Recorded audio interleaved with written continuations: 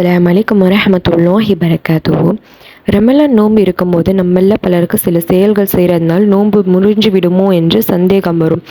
ஆனால் இப்போ சொல்லக்கூடிய காரியங்கள் செய்தால் நம்ம நோன்பு முறியாது.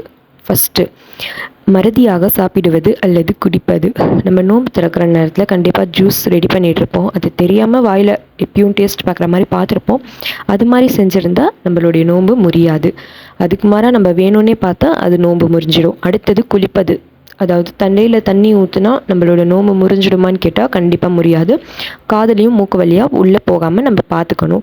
அடுத்தது பல் துலக்குவது, மிஸ்வாக் செய்வது. நம்ம ப்ரெஷ்ஷில் நார்மல் ப்ரெஷ் செய்யும்போது கூட பேஸ்ட்டை வச்சு நம்ம ப்ரெஷ்ஷை பண்ணலாம்.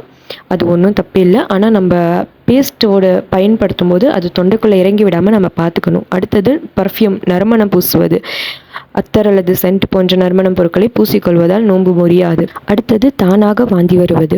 உடல் நலக்குறைவால் தற்செயலாக நார்மலான நேரத்தில் இல்லாமல் உடம்பு சரியில்லாத நேரத்தில் நம்மளுக்கு வாமிட் அதுவாகவே வந்துச்சுன்னா அது ஒன்றும் தப்பு இல்லை. நம்ம கையை விட்டு வாமிட் எடுக்கக்கூடாது. அடுத்தது எச்சில் முழுங்குவதால் நோன்பு முறியாது.